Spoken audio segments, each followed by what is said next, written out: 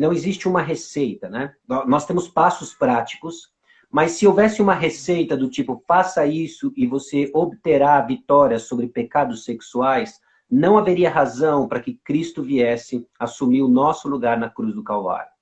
A razão pela qual ele veio é de nos libertar dessas coisas. Então, nós precisamos falar, sim, sobre passos práticos para a mudança, mas fundamentados na graça de Deus. De que é Jesus Cristo quem nos liberta, de que é a graça de Deus que nos capacita, é a graça de Deus que nos impele a esforçar-se na luta contra o pecado. Então, isso é importante, esse é um fundamento muito importante. Então, não existe receita, mas existe a graça de Deus. A graça de Deus manifesta no Evangelho, que nos liberta dos pecados, que nos liberta de uma maneira errada, pecaminosa de pensar, renova a nossa mente e então nos conduz para um caminho diferente no que se refere à sexualidade.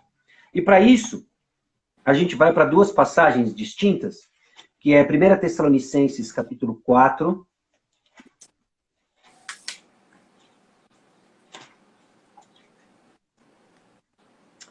versículo 3. Pois esta é a vontade de Deus, a vossa santificação, que vos abstenhais da prostituição. Então, é bem claro e expresso a vontade de Deus, e talvez parte dessa pergunta tenha agonia, porque pode ser de um coração que entende a vontade de Deus de santificação, e aí se vê preso nas mesmas práticas. Já falou inúmeras vezes, essa foi a última vez que eu acessei pornografia, essa foi a última vez que eu caí na masturbação, fornicação, que seja, não é? Cansou de dizer essa foi a última vez. Ele sabe desse versículo.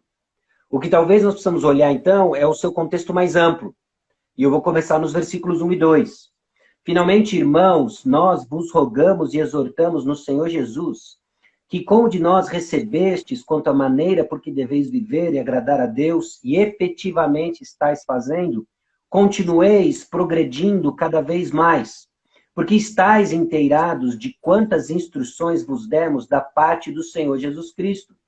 Então não se trata de uma verdade nova, se trata das verdades, das boas novas ditas repetidas vezes para o progresso da nossa fé.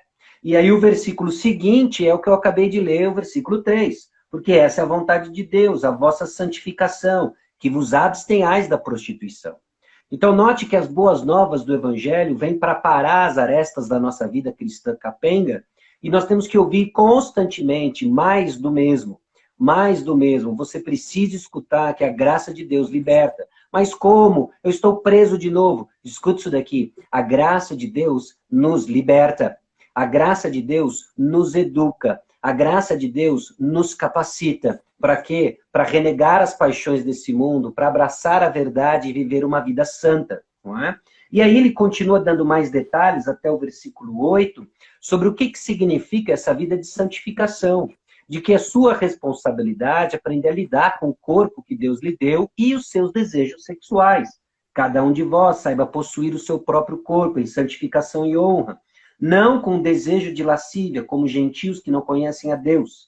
E que nessa matéria ninguém ofenda nem defraude a seu irmão, porque o Senhor, contra todas essas coisas, como antes vos avisamos e testificamos, claramente é o vingador. Deus não nos chamou para a impureza, e sim para a santificação. Desate quem rejeita essas coisas, não rejeita o homem, sim a Deus, que também vos dá o seu Espírito Santo. Então, a gravidade do assunto é que rejeitar esse tipo de coisa não é rejeitar a palavra de homens, mas é rejeitar o próprio Deus. Ok? E a segunda passagem, que é Efésios capítulo 5, que nos dá bastante informações, inclusive práticas, na luta contra o pecado sexual, né? Porque ele diz no versículo 5:1, sede, pois, imitadores de Deus como filhos amados, e aí ele destrincha na passagem seguinte 3 formas que nós andamos imitando a Deus. Nós andamos em amor, andamos como filhos da luz, no versículo 8, e andamos em sabedoria, versículo 15. Mas olha o contraste que existe entre os versículos 2 e 3. E andar em amor, como também Cristo nos amou, e se entregou a si mesmo por nós, como oferta e sacrifício a Deus em aroma suave. Mas a impudicícia e toda sorte de impurezas, ou cobiça, nem sequer se nomeia entre vós, como convém a santos. O início do versículo 3 é mas. Há um contraste entre aquilo que tem no 3 e aquilo que tem no 2. O contrário da imoralidade sexual, o contrário da pornografia, não é não acessar pornografia. O contrário da pornografia, da imoralidade sexual, dos pecados sexuais, é andar em amor. Porque o pecado sexual usa o corpo do próximo para satisfação pessoal. Essa é a dinâmica da imoralidade. Andar em amor é, eu não vou usar o próximo, eu vou amar o próximo. Então, você que está preso no pecado sexual, precisa estar convicto e ouvir mais uma vez que é a graça de Deus que liberta e é ela que lhe capacita a esforçar-se para não mais viver para si mesmo, mas viver para o Senhor, andando em amor. Não cobice o próximo, ame o próximo. Então é aprender a servir e viver além de si mesmo, né? Aí não simplesmente ficar, eu não quero pensar, eu não quero pensar, eu não quero pensar. O que você está pensando? Você está pensando em bobagem, né? Mas busque amar pessoas, amar Deus e amar o próximo. Isso resume a lei, não foi à toa que Jesus Cristo resumiu a lei assim.